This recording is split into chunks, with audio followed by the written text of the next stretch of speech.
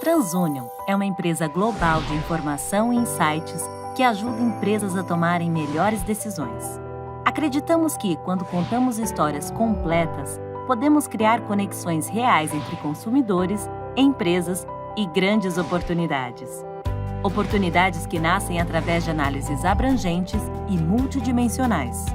Porque contar histórias vai muito além do que somente olhar a capa. É o que permite que milhões de pessoas em todo o mundo tenham mais acesso a bens, serviços e oportunidades que melhoram a qualidade de vida. Isso é informação para o bem. Bom, vamos começar então o nosso segundo painel. Gabriela, eu queria te dizer uma coisa.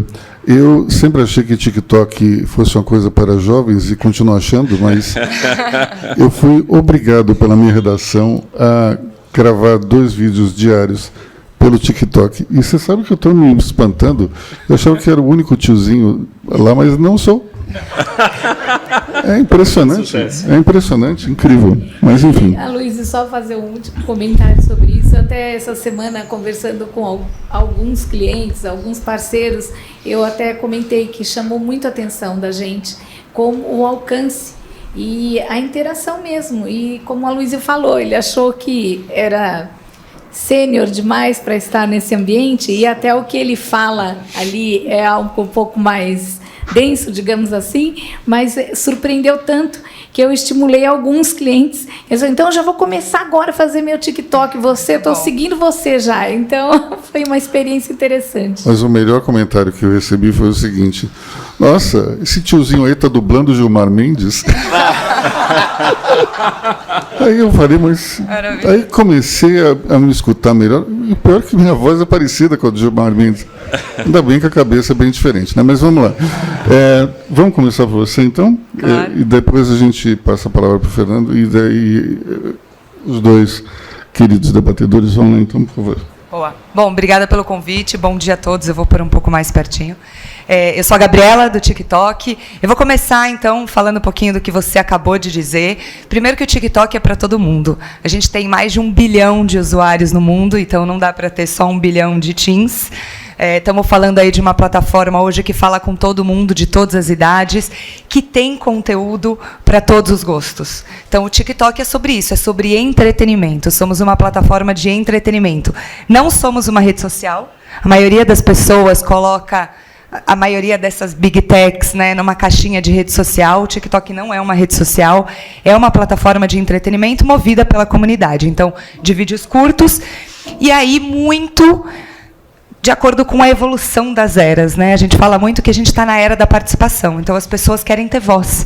As pessoas querem, sim, ditar, contar suas histórias, ditar o que está acontecendo, participar. E essa é a área que a gente está. E o TikTok é a plataforma que dá voz para a comunidade. Então, acho que a gente está falando aí da evolução, né? O futuro já começou, e estamos falando aí de e-commerce, e de todas essas mudanças. E eu estou aqui com o Yunis, sou fã total do Mercado Livre, sou totalmente compradora, todo dia chega um pacotinho para mim.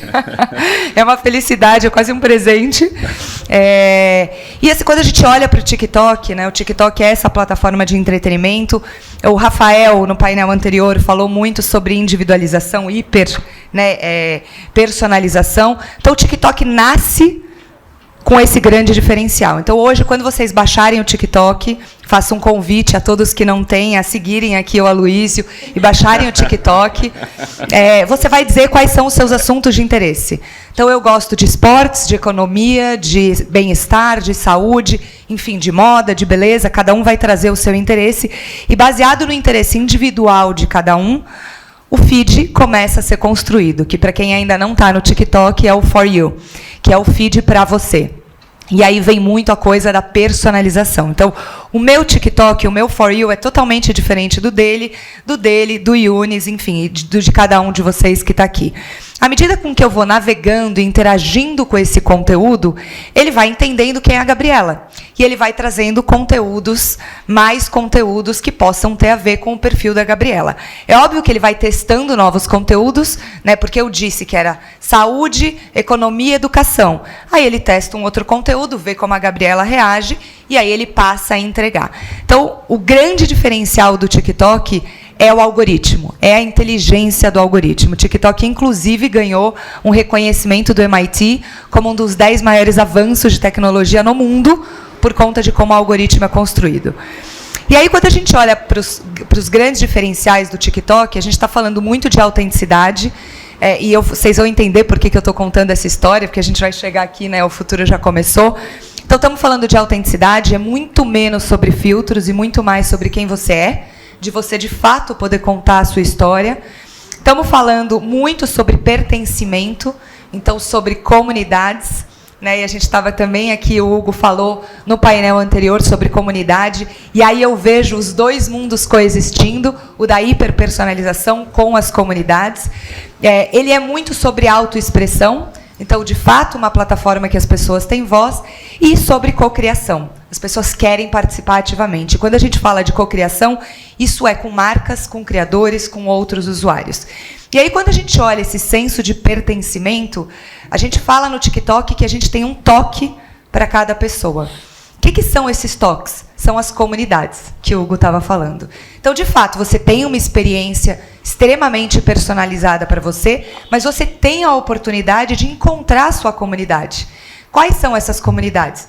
Beauty Talk, Fashion Talk, Money Talk, né? Estamos aqui no Money Report, Educa Talk, Pets no TikTok, Book Talk. Book Talk é uma das maiores comunidades que a gente tem no Brasil e no mundo.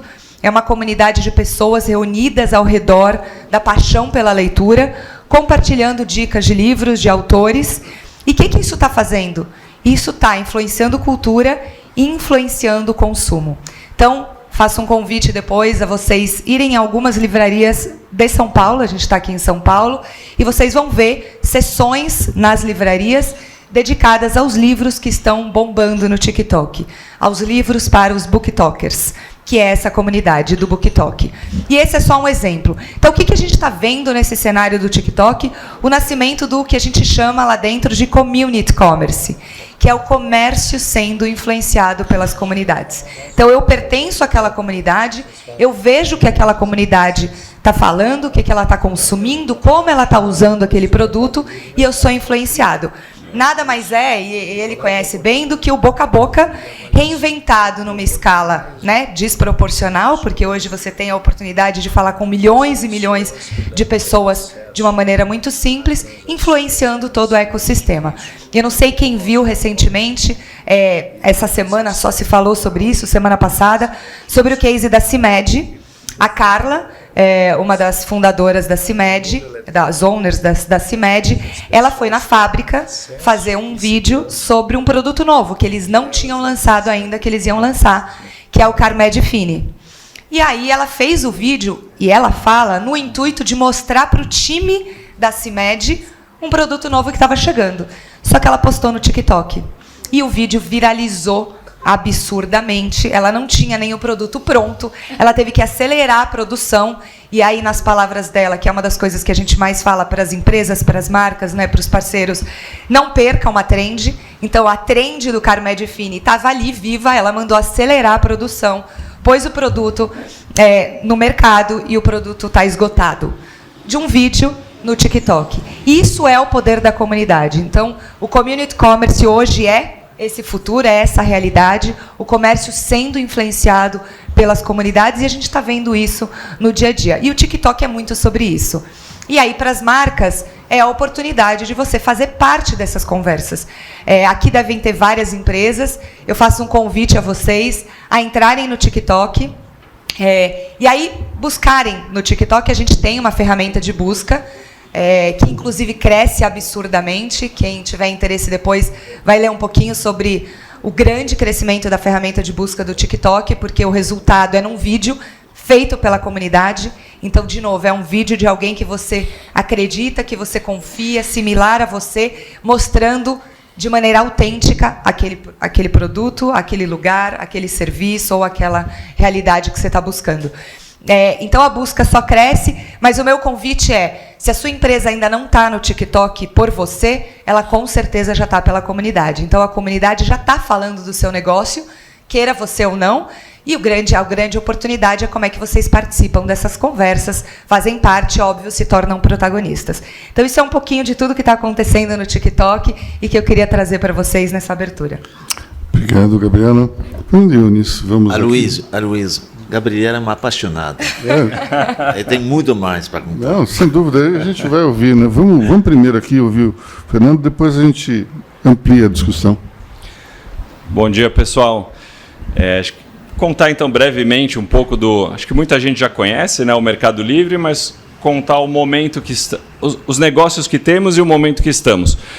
Então, o Mercado Livre evoluiu para ser um ecossistema, principalmente nos negócios de comércio e fintech. Começou 24 anos atrás em comércio, pessoa física para pessoa física. A fintech nasceu para resolver uma fricção, que era a fricção do comprador com receio de pagar o vendedor e não receber o produto, e o vendedor com receio de enviar o produto e não receber o dinheiro. Aí nasceu o Mercado Pago para ser um local que receberia o dinheiro, avisaria o vendedor que o dinheiro foi recebido, o vendedor envia o produto e, se tivesse algum problema no meio do caminho, o Mercado Pago estava ali para resolver. Então, nasceu assim e virou depois uma unidade de negócio enorme, que hoje o volume transacionado no Mercado Pago, por incrível que pareça, o transacionado fora do Mercado Livre, do ecossistema, é mais de 2 vezes o tamanho do Mercado Livre. É 2,5 vezes o tamanho do Mercado Livre, o que é transacionado fora do ecossistema. O negócio de e-commerce tem o marketplace, que é o principal negócio, né? Alguns players são muito fortes no 1P, que é compra e venda de produto. O Mercado Livre nasceu marketplace, então são vendedores que participam da plataforma. O Mercado Livre traz a audiência de consumidores que compram os produtos dos vendedores. A venda de produto que o Mercado Livre mesmo compra e vende é 3%. Então é praticamente irrelevante, é para complementar portfólio, para trazer promoções, para momentos que sejam, ou trazer marcas que sejam estratégicas e que não vieram pelo marketplace, mas é mais um complemento. Mercado Ads, né, o negócio de publicidade, é um que nasceu inspirado em modelos de negócio na Ásia, nos Estados Unidos, e no Brasil agora começa a acelerar o crescimento de Mercado Ads, que vem como ter 80 milhões de pessoas entrando na plataforma todos os meses, é um lugar com muita audiência. Então as marcas podem investir tanto na parte de topo de funil, né, para criação de consideração, de awareness, como também na parte de performance. Então tem os links patrocinados que trazem performance para a venda. Então esse é um negócio importante da gente. A logística veio, por enquanto a logística só serve o Mercado Livre, mas em algum momento a gente poderia abrir a logística para servir o mercado também. Um investimento muito grande nos últimos anos na logística, e a logística é um dos pilares de vantagem competitiva. A gente está entregando quase 50% no mesmo dia ou dia seguinte, e 80% em até 2 dias. E conseguir avançar para fazer essa entrega tão rápida foi importante para diferenciar e para trazer confiança. Acho que a gente está numa jornada muito importante de ganho, né? Fortalecimento da confiança na marca. 3 anos atrás, a marca era menos forte do que hoje. Talvez já existia uma proposta de valor melhor do que a percepção, e o que a gente tem feito foi melhorar a proposta de valor e fechar esse gap de percepção. E a pandemia ajudou nesse aspecto, porque fez com que as pessoas tivessem que usar. E as pessoas usando acabaram percebendo a realidade, que já era melhor do que a percepção. A percepção ainda era de um negócio de pessoa física para pessoa física, com produtos usados, com vendedores de baixa confiança. E aí, ao longo desses anos, a gente tirou 150 mil vendedores da plataforma, por uma série de razões que não deveriam estar ali. Então, a gente limpou, higienizou a plataforma, trouxe 1.500 marcas grandes. As líderes de cada vertical não estavam no Mercado Livre, muitas. Agora, praticamente todas as marcas estão no Mercado Livre, com suas lojas oficiais e também vendendo através de outros vendedores. A logística melhorou muito, o marketing a gente customizou para um marketing mais local, mais Brasil. O marketing era feito através da Argentina para os 18 países que o Mercado Livre está presente. Então, o casting, o tom de voz era muito com a cara da Argentina. E, sendo que no Brasil, 54% da população são negros e pardos. A gente não tinha mídia social, não tinha influenciadores. Então, o pilar de marketing foi um pilar importante também para a gente avançar nesses anos. E, com isso, a gente fortaleceu muito, né, o negócio. A força da marca hoje está muito, muito maior, com liderança de marca em todos os atributos que a gente mede pela Kantar, ganhando market share a cada trimestre, mas ainda com muita coisa para ser feita, muita coisa para... A concorrência é uma concorrência forte, né, tanto dos players locais como de players estrangeiros. Os players asiáticos escolheram o Brasil como um lugar para investir muito, alguns declarando que, depois da China, o Brasil é o mercado mais importante para investir nos próximos anos. Então, a única certeza é que a concorrência só vai ser maior nos próximos anos, e, para isso, a gente tem que seguir melhorando o nível de serviço, encantando mais os clientes, resolvendo mais as fricções, para continuar sendo a plataforma cada vez mais escolhida. E aí, Mercado Pago vem como um business à parte, num segmento financeiro que é muito maior e atrativo, com um market share muito baixo nesse segmento, então um potencial de crescimento grande, e também ajudando com sinergias no Mercado Livre. Então, no checkout do Mercado Livre, a gente consegue trazer ali várias opções, né, de pagamento com dinheiro em conta do Mercado Pago, crédito do Mercado Pago, cartão de crédito, combinação de meios de pagamento, tem os cartões dos outros bancos e outras bandeiras.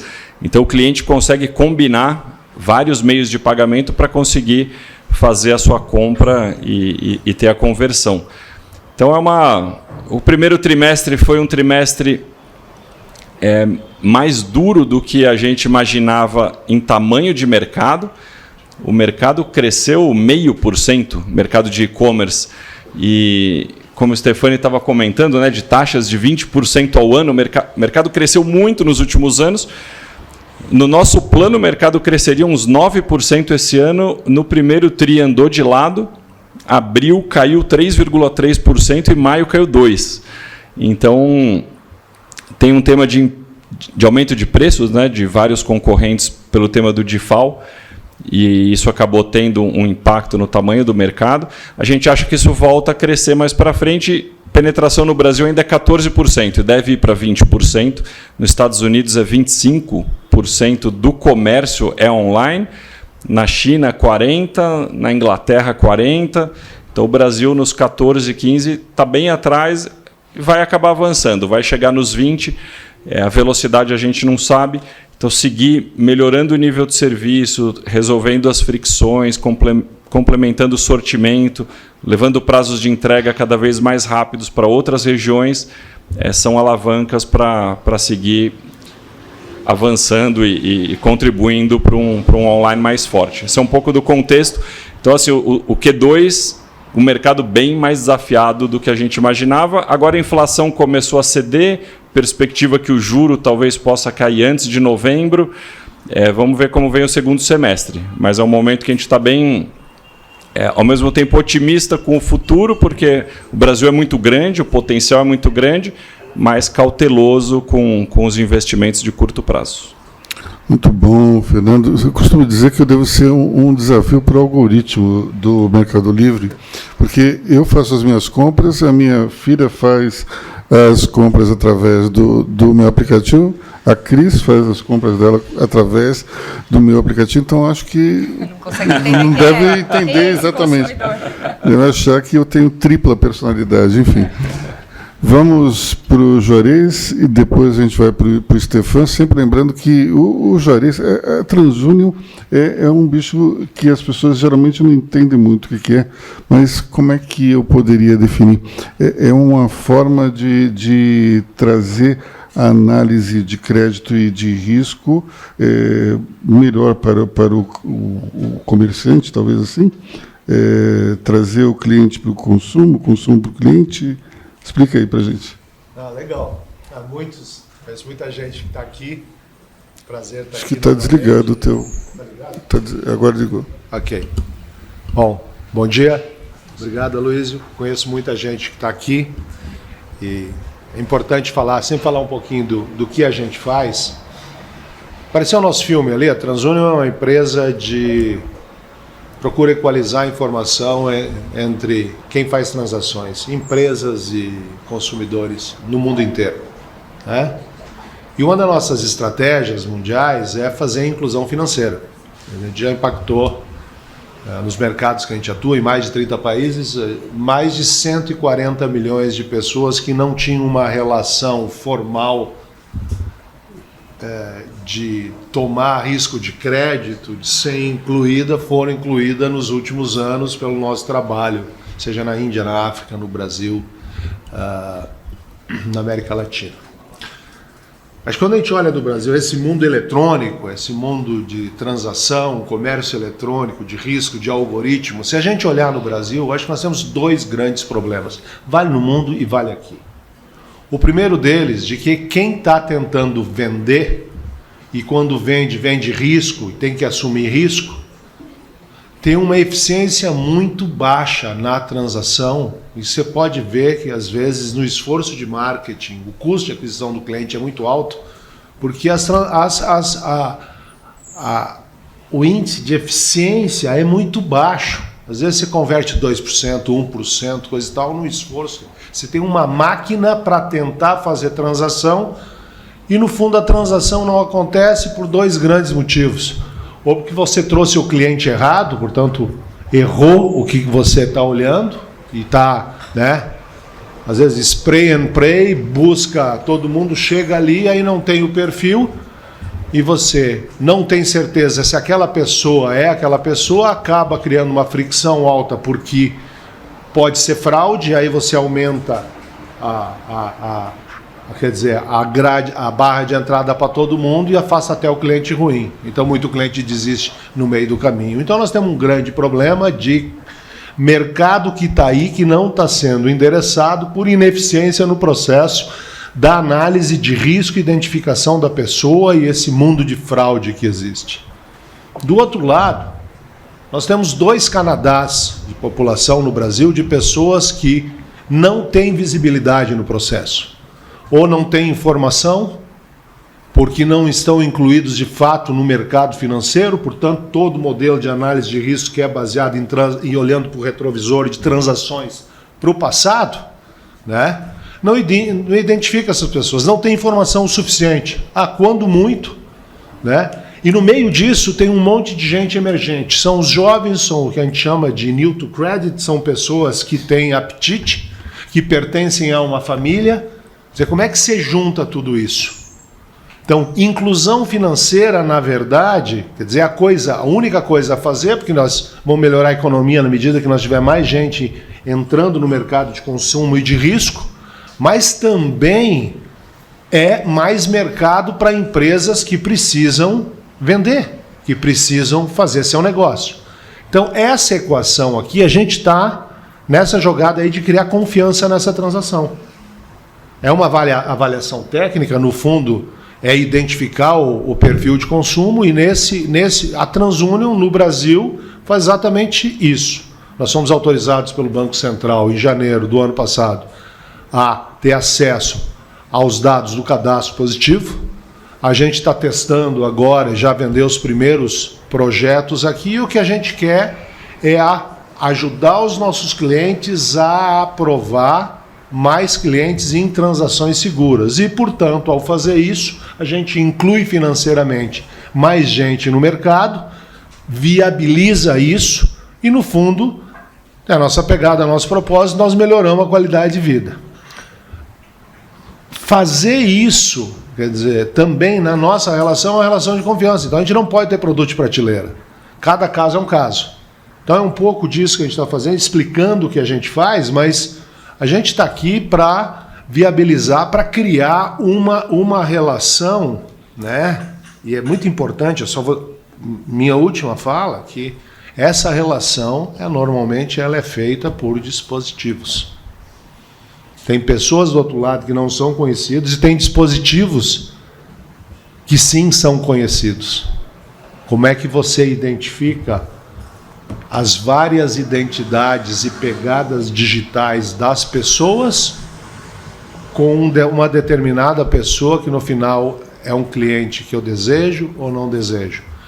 E aí tem um processo também de diminuir a dificuldade de fazer a transação, porque eu acho que todos nós aqui somos muito frustrados na hora de se cadastrar, se registrar como um cliente, além depois de todo mundo tentar vender micro-ondas para a gente, né? Mas entrar lá e ser aprovado é grande parte dessa não transação. Então, é um pouco disso, acho que trazer um pouco de análise técnica para a viabilização de negócio.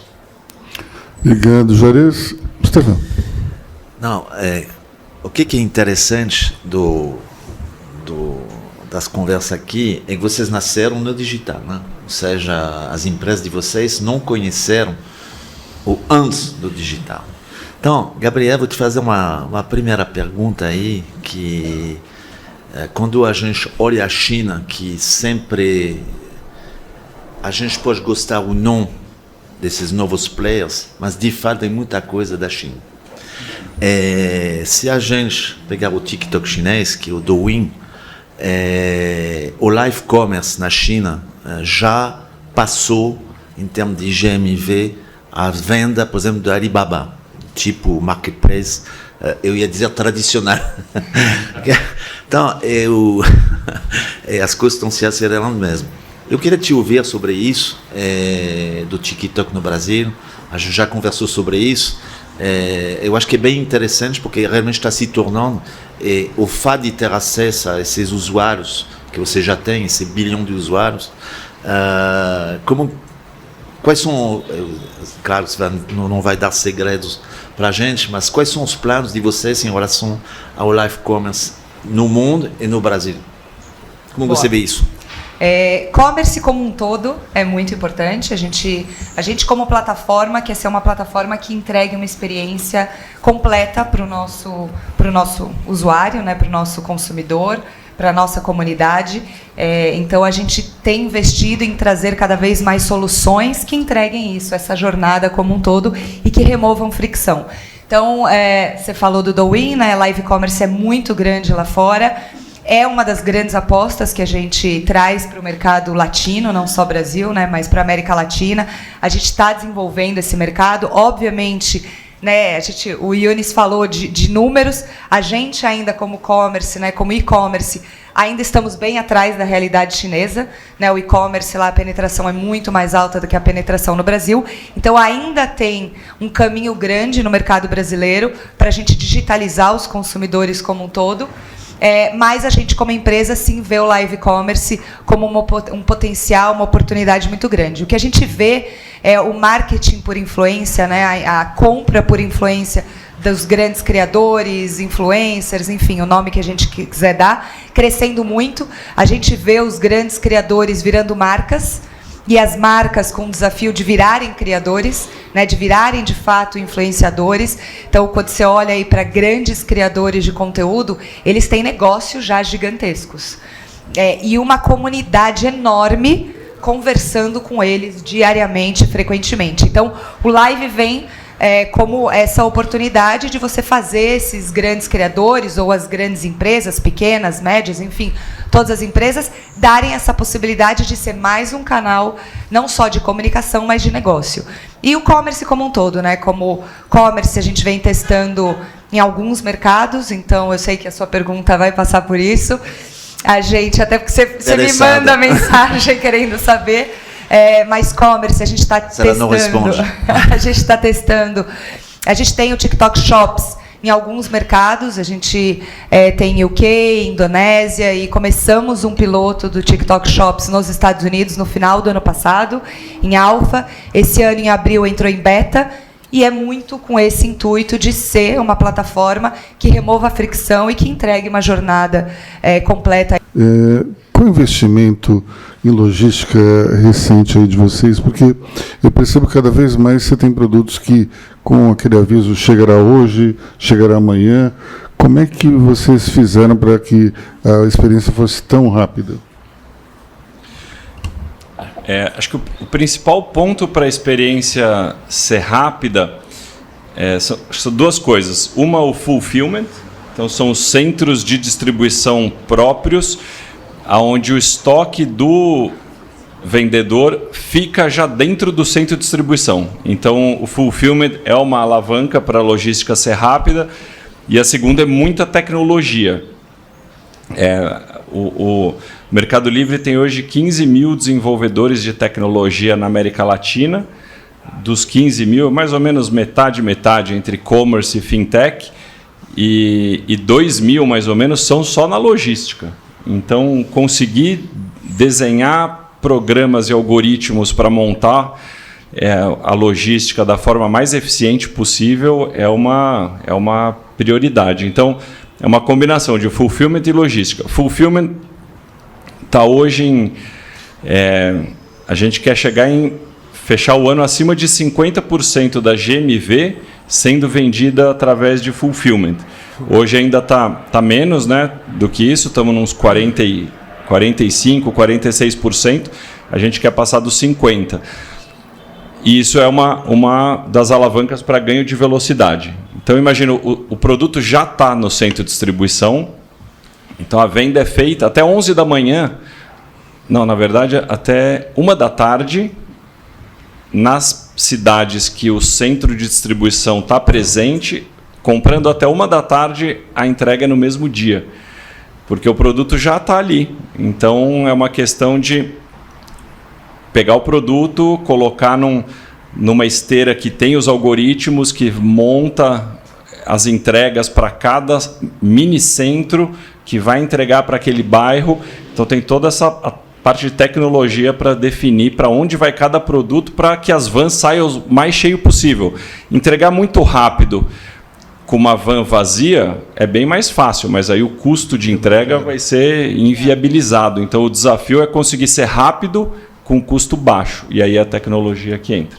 E o investimento, a gente não abre por linha, né, de negócio, mas o Mercado Livre, esse ano, vai ser mais ou menos 19 bi de aporte no Brasil. Nesse aporte tem investimentos em CAPEX e também em despesas estratégicas, e a logística e tecnologia são duas bem importantes. Desculpa. Aqui o Ivo tem uma pergunta para Gabriela.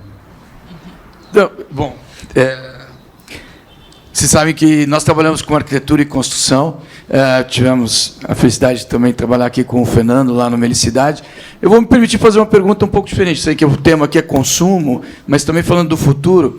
Hoje, uma das grandes dores, desafios dos empresários, executivos, é lidar com essa nova realidade que está acontecendo agora com os colaboradores nesse mundo pós-pandemia, onde o trabalho remoto ficou tão forte.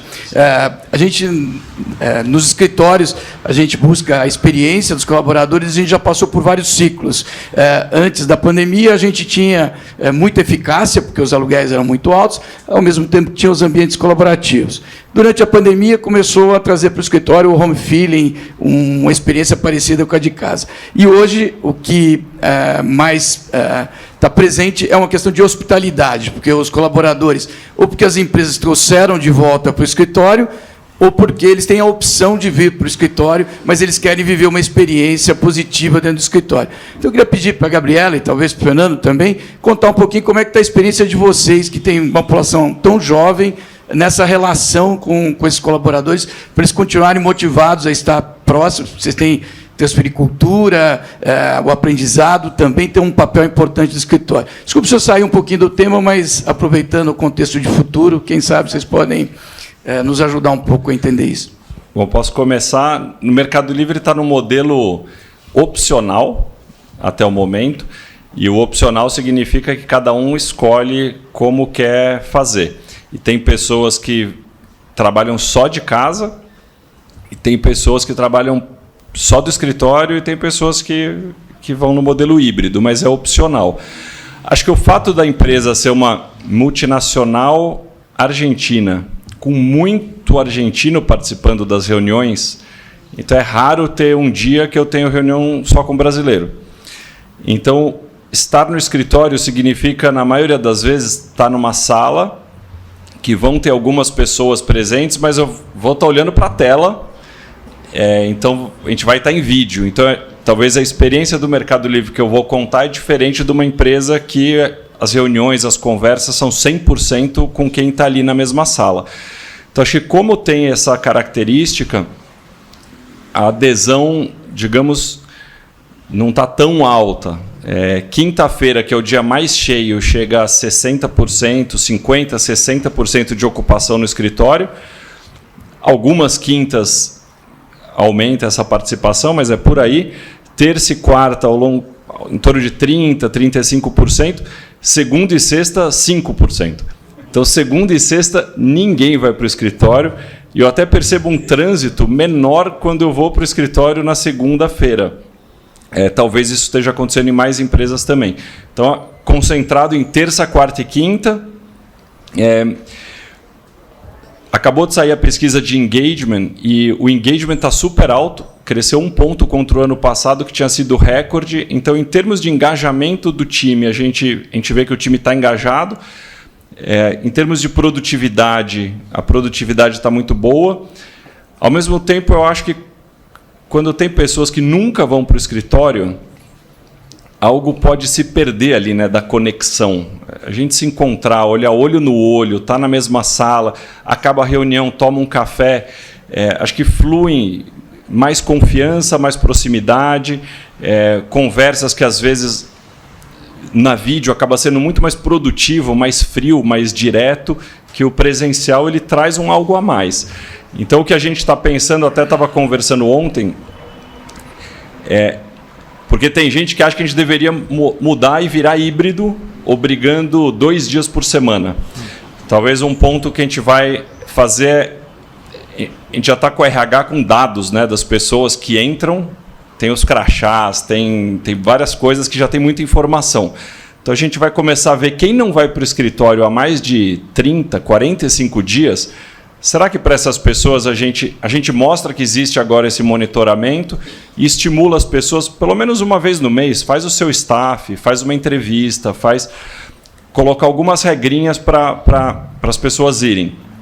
Então, a gente está mais ou menos nesse modelo, e acho que o escritório é o que você falou, tem que ser um lugar legal, tem que ser um lugar que as pessoas queiram ir. Se for um lugar que não é atrativo, não é interessante, é meio frio, mais transacional, e forçar as pessoas a irem, a gente vai perder os talentos. Então, a gente não quer ir nessa linha. Eu confio que o escritório é realmente incrível. É um lugar incrível. Vale a pena conhecer.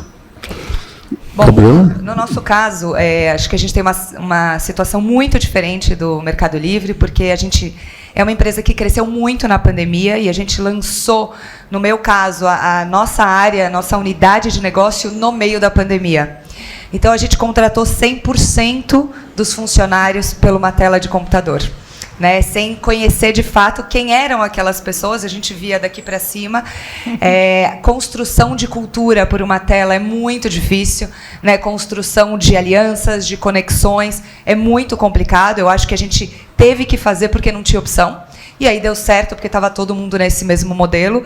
A gente, faz 1 ano, voltamos para o modelo híbrido, no começo ainda aberto para quem quisesse, mas desde o começo desse ano a gente já está no modelo oficialmente híbrido, então os funcionários vão 2 vezes por semana, no nosso caso, terças e quintas, alguns segundas e quintas, então a gente está entre segunda, terças e quintas.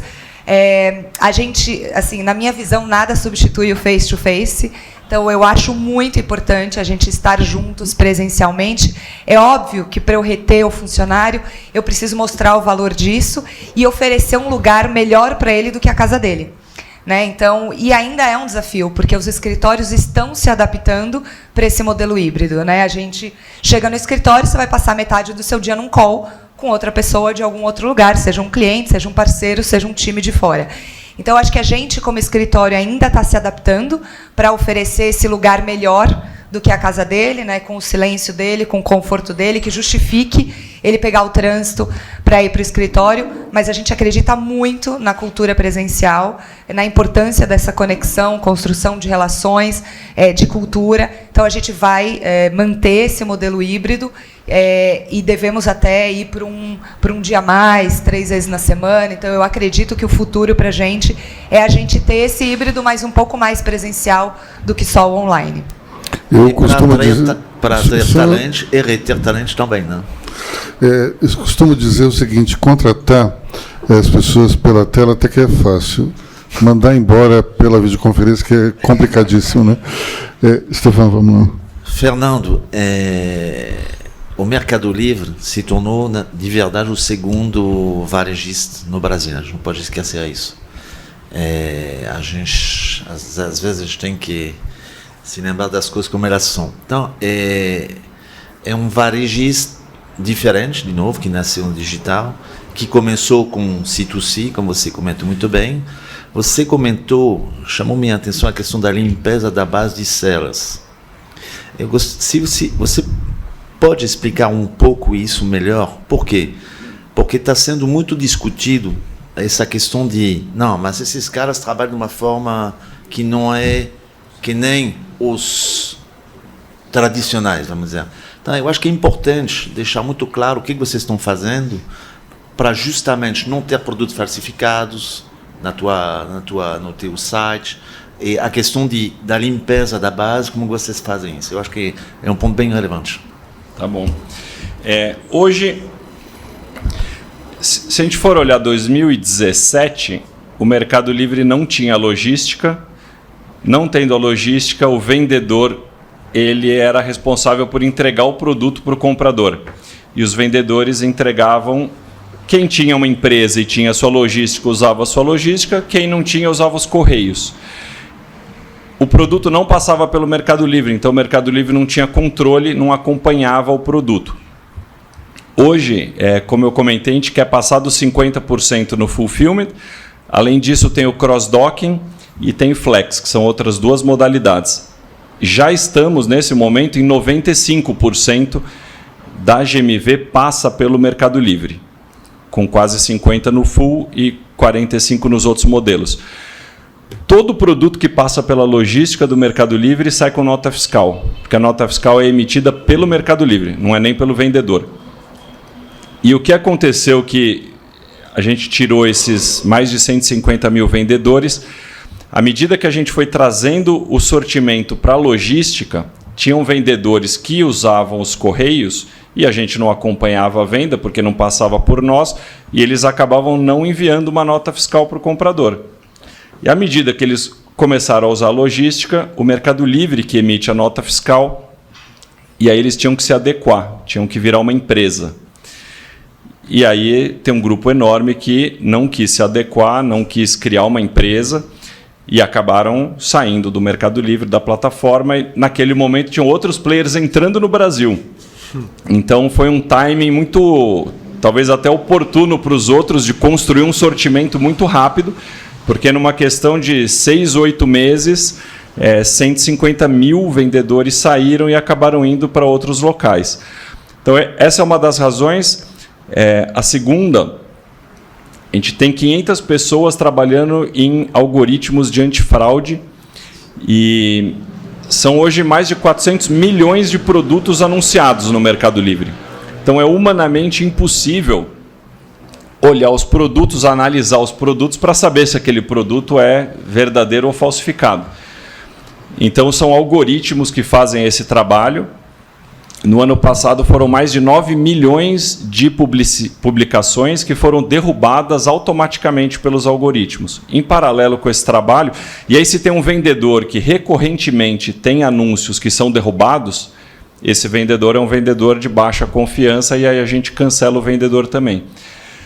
Ao mesmo tempo tem um trabalho chamado BPP, Brand Protection Program, que a gente trabalha com as marcas, com os times jurídicos do Mercado Livre e das marcas, e as marcas ajudam a olhar a plataforma e buscar produtos daquela marca que podem estar sendo vendidos por empresas que estão produtos falsificados. E aí elas fazem a denúncia, a gente investiga e aí a gente expurga o seller da plataforma também. Então esse trabalho acontece com Nike, Adidas, com cosmético também, com L'Oréal, Lacoste, com inúmeras empresas. Então, uma combinação de um trabalho com as marcas, um trabalho de algoritmo, e também na página de cada produto tem um botão de denúncia. Então, o cliente também pode fazer uma denúncia que comprou um produto, que o produto não era adequado, aí a gente investiga, e com isso a gente foi tirando essa base toda de vendedores da plataforma. Cláudio Martinelli. Fernando, eu queria dar um testemunho aqui em favor do Mercado Livre. Há cerca de 3 anos atrás, ou 4 anos atrás, 80% dos produtos com a minha marca no Mercado Livre eram piratas. Qual a sua marca, desculpe? Kaspersky. Tá. Software, portanto, replicável copy-paste. Quase 80% era falsificado, era pirataria. Fizemos um trabalho junto com a tua equipe. Hoje, mais de 90% do que a gente vende no Mercado Livre é legítimo. O Mercado Livre hoje é uma fonte de suprimento da minha tecnologia confiável para os meus clientes. Eu queria dar esse testemunho para você, porque funcionou. Ou seja, hoje a gente transformou um negócio que era alguns milhares de dólares em centenas de milhares de dólares com vocês. Muito legal. Agora não está ainda no 100%, como você falou, e acho que é um trabalho de... Enxugar gelo, né? Tem que ir atrás, o time jurídico, o time de tecnologia, porque imagina, na visão do Mercado Livre, um ponto é democratizar o acesso ao comércio e aos serviços financeiros. Na hora que a gente quer democratizar o acesso ao comércio, a gente quer possibilitar que uma pessoa possa começar. Então, eu perdi meu emprego, tenho uma bicicleta, eu vendi minha bicicleta no Mercado Livre. Eu sou uma pessoa física. Aí eu vendi a bicicleta do meu irmão, vendi a bicicleta do meu primo, falei, caramba, vou começar a vender bicicleta. E eu posso vender bicicleta sendo pessoa física.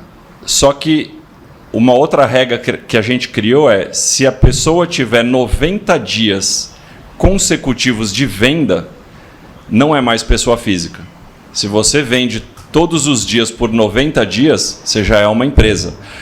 E aí, parte dos que saíram da plataforma, mesmo não usando a logística, se tem 90 dias seguidos, tem que virar uma pessoa jurídica e abrir uma empresa e pagar imposto. Então, só que a gente permite, né, que muita gente comece a vender. Quem tem sucesso tem que virar uma empresa, mas tem de tudo. Então, tem empresas que vão querer fazer alguma coisa errada, vão querer fazer um software falsificado e a gente tem que ficar indo atrás e tratando, curando a plataforma. O Pedro Mol quer fazer um comentário? Bom dia.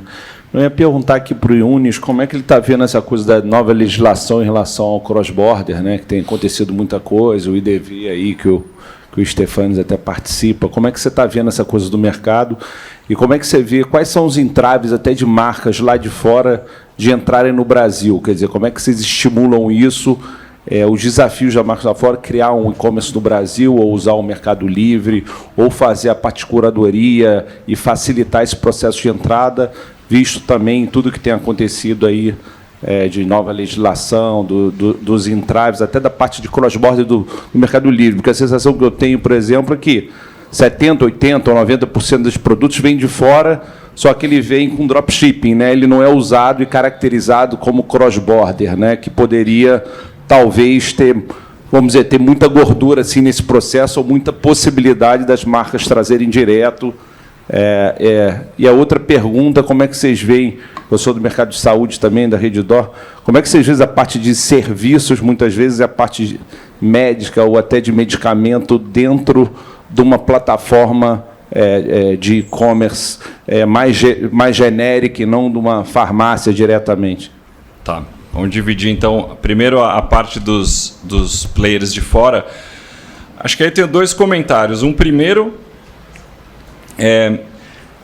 quando a gente olha, por exemplo, a Shein e Shopee, tem um lado que tem que admirar na criatividade, na excelência, cada um no seu aspecto. A Shein, né, em moda, eles criaram um modelo de negócio que é muito inteligente e que é muito interessante. Enquanto tem empresas de fast fashion, né, que levavam um período menor, mas ainda eram várias semanas para criar uma peça, eles têm algoritmos que estão tudo de forma automatizada, lendo as mídias sociais, entendendo os posts que têm mais engajamento. E aí, qual é a roupa que os influenciadores estão vestindo naqueles posts? Isso vai para o supply chain, os fornecedores fabricam a peça em questão de dias, e eles pedem 500 produtos. Faz 500 blusas dessa. Aí 500 blusas a empresa consegue fazer em uma semana, está pronto. E aí, então, uma peça que bombou no TikTok, em uma semana já está sendo vendida. E se a peça vende muito bem, eles escalam a venda. Então, tem um modelo de negócio que é muito inteligente, que é inspirador, que trabalha com os fornecedores locais para produzir aqueles produtos. A Shopee é menos isso do que acho que a Shein tem um nível mais, talvez mais elaborado na proposta de valor. A Shopee é muito preço, mas com gamification, que tem um segmento da população que gostou, tem as moedas, então tem um gamification para ganhar os cupons, que acabou engajando bastante gente, que é um lado também um pouco de mídia social no comércio. Então acho que o primeiro ponto tem pontos de aprendizado, de admiração dos modelos de negócio, mas tem um segundo ponto que é o que você comentou também.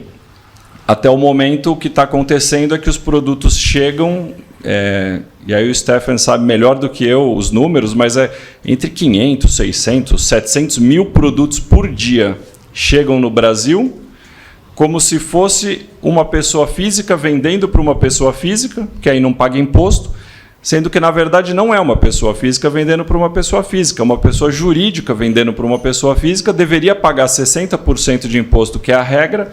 Então, os players nacionais no Brasil estão pagando seus impostos, principalmente em moda, que é onde eles mais competem, moda, cosmético.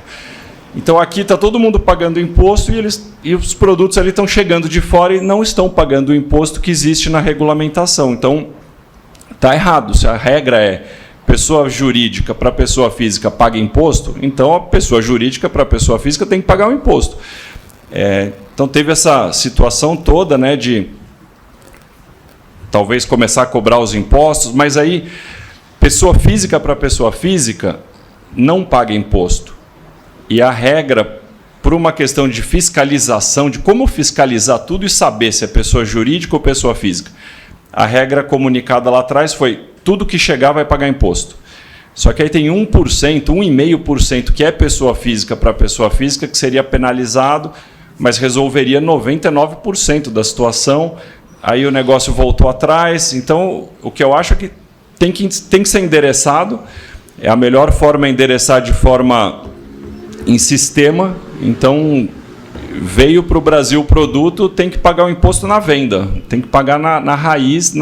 É uma pessoa jurídica vendendo, já tem que pagar o imposto, recolher, para ser uma competição igualitária, uma competição em mesmas bases de impostos. Acho que a primeira pergunta é isso. Na segunda, de farmácia, acho que a regulamentação ainda não permite que empresas que não sejam farmácia vendam no online. Só uma farmácia pode vender no online, e tem conversas na Anvisa acontecendo para permitir que outros vendam. Já tem alguns players que vendem, né, aplicativos que passam ali, buscam o produto. Então, tem uma zona cinzenta, mas acho que deve acabar regulamentando, e a gente imagina, em algum momento, poder vender remédio no Mercado Livre também, numa seção de farmácia, que nem tem a seção de supermercados. Fernando, só para dar alguns números, eu acho que é importante, são mais ou menos 180 milhões de pacotes que chegam por ano no Brasil, pelo sistema que você mencionou, tendo como origem essas plataformas, né? A legislação existe, só que ela não é aplicada. Então, a partir de 1º de julho, a princípio, deve se aplicar a legislação. A evasão fiscal dessas remessas que não são tributadas é da ordem de, tem números, entre 30 a 40 bilhões de reais. Então, é alguma coisa muito expressiva. qual é o problema disso? Realmente criou um sistema totalmente desleal em relação ao varejo tradicional. Então, o varejo tradicional está mais estabelecido, vamos dizer assim, está trabalhando arduamente, inclusive o Mercado Livre está também nessa jornada, para mudar o jogo. Então, eu acho que é disso que a gente está falando. E, de novo, eu acho que tem um fato importante também, que essas plataformas chinesas, elas começaram a ter expressão no Brasil durante a pandemia.